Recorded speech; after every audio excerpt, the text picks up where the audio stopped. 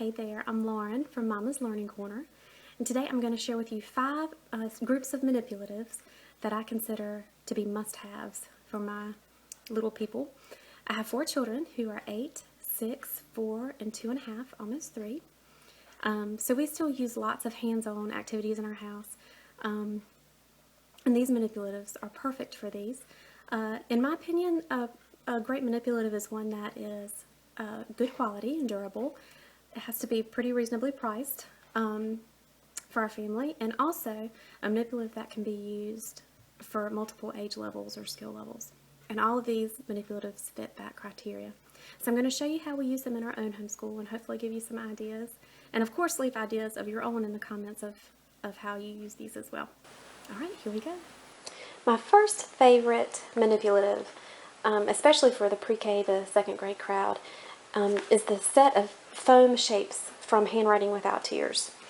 I was pretty apprehensive to buy these because I wasn't sure of the quality and if it'd be a large variety of shapes, but it turns out to be a really great fit for our school. There's large squares, big circles, triangles, but they go all the way down to really small items. It's a great way to talk about shapes that have angles, even though they're large or small, as opposed to shapes that don't. There's just a good variety of sizes and colors. Just so many different ways that we use these. Aside from the obvious play, when I just give the bag to my girls to play with, there's lots of ways to incorporate it with school. We can talk about fractions all the way up in 3rd grade. Again, we can talk about shapes that have angles or how they're different, what attributes they have that are similar. Another way I use these with my little girls is to outline a few of the shapes on a piece of paper, and they have to find the coordinating shape that will fit in the space, which may be a little bit harder since there's several triangles that are small yet different in size. Several of these kind of weirdo pieces that may or may not fit there. So this is a great activity for them. I have many of these made up and just hand them the stack of papers, and this is a great activity for them to do, while I'm working with my olders. If we're doing one-on-one type of interaction with school with my little girls being almost 3 and 4.5, this is another great activity. I hand them the appropriate shapes, and they see how quickly they can piece them together. And it's a great opportunity to talk about which shapes match, which ones don't. It's a great opportunity to talk about symmetry, how many will actually fit inside our square. It's a nice opportunity to predict a couple of things. And so the girls just have a wonderful time with these. They are well worth the money. Another favorite manipulative of mine for my young learners are pattern blocks. There are so many uses for pattern blocks. You could use them every day for 2 weeks and have a different use each day. We love these. Pattern blocks are a great way to see which items fit inside another. They're a great way to compare angles, great way to compare size and shape and how things are alike and how shapes are different. We've also printed out tons, every single pattern block paper that I could find online because my kids love them.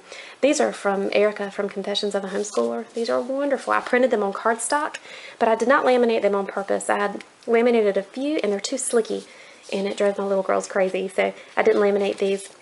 They go through and can do the patterns themselves. She has a whole alphabet set, which is wonderful. She also has a number set 1 through 20, I believe. And also, I think I printed these from pre-kinders, and they're just a caterpillar, a butterfly, and just some different Christmas shapes. And anyway, these ideas just get their little imaginations rolling, and I love to see what they build with them. Another top favorite manipulative of mine for my little kids are Matthew C.'s counting blocks. These have been the perfect supplement to our math curriculum in the little grades. We don't use Matthew C. It just wasn't a good fit for us, the style that it is. But boy, their manipulatives are perfect. There's 100 block with 10 blocks, little ones, and it just makes it so easy to visualize place value. This is a great manipulative for teaching place value. It's also helpful for counting and teaching subtraction and addition. You know, I have 4 blocks. How many do I need left to make 10? You know, I have 1 block. How many more do I need to make a set of 10? So, great way to use and for the number bond teaching. You know, this is your whole number and these are your parts. You know, what is the other part that I need? So many uses for these.